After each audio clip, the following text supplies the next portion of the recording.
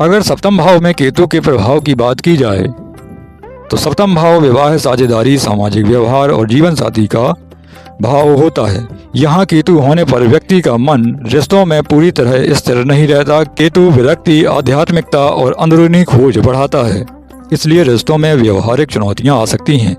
यहाँ स्थिति कठिन लग सकती है, पर सही समझ और प्रयास से जिंदगी संतुलित बन जाती है। प्रमुख प्रभाव यदि देखे जाएं, विवाह में अनिश्चितता या देरी, अर्थात शादी देर से हो सकती है या शुरुआती वैवाहिक जीवन में भ्रम और दूरी आ सकती है।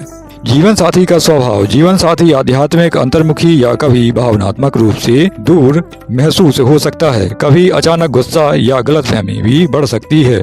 रिश्तों में दूरी यदि देखी जाए, भावनात्मक कनेक्शन बनाने में समय लगता है। यदि व्यक्ति प्रयास न करे तो रिश्तों में ठंडापन या अकेलापन आ सकता है।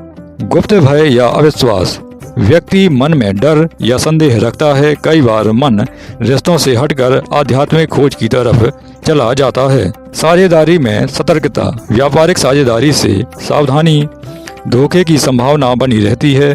बेहतर यह है कि स्वयं के दम पर काम करें तो उचित रहेगा। आध्यात्मिक झुकाव की यदि बात की जाए तो योग, ध्यान, पूजा पाठ, रहस्य ज्ञान और अंतरात्मा की खोज बढ़ती है।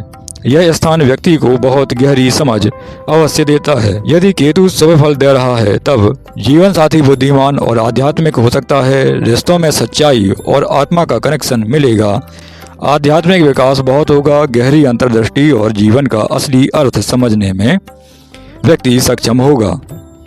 चुनौतियों की बात की जाए तो भावनात्मक दूरी रहेगी, गलतफहमियां हो सकती हैं, आकर्षण में कमी होगी, रिश्तों में असुरक्षा का भाव रहेगा। आप चाहें तो इस स्थिति को कमजोरी नहीं, आंतरिक विकास का अवसर समझ सकते हैं। आपका नियंत्रण आपके व्यवहार और सोच में ही है। उपाय यदि देखे जाएं, व्यवहारिक उपाय, रिश्ते में समय और भावनाएं निवेश करें, पार्टनर की बात सुनें और संवाद मजबूत करें। जल्दबाजी में निर्णय कभी ना लें, वास्तविकता स्वीकारना सीखें। यहाँ भावनात्मक समझ सबसे बड़ा उपाय है। पारंपरिक उपायों की बात की जाए तो केतु के मंत्रों का यथासंभव संकल्प के माध्यम से जप करें तो उचित रहेगा। गुरुवार को गरीबों या साधुओं को दान करना उचित रहेगा। कुत्ते को रोटी अवश्य खिलाएं। नारियल नदी में प्रवाहित करते रहें तो लाभ रहेगा। घर में शुद्धता और सादगी अवश्य बरतें। आध्यात्मिक उपायों की बात की जाए तो रोज ध्यान अवश्य करें। हनुमान चालीसा या श्री गणेश जी की उपासना करना आपके लिए लाभदायक रहेगा। अहंकार और अविश्वास से हमेशा दूर रहें।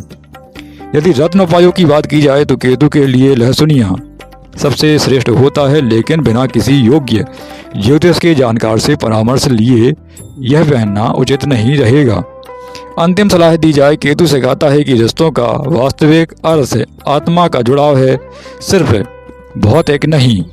आप रिश्तों को जिम्मेदारी, संवाद और भरोसे से मजबूत बनाइएगा। थोड़ा प्रयास रिश्तों को बहुत सुंदर बना सकता है।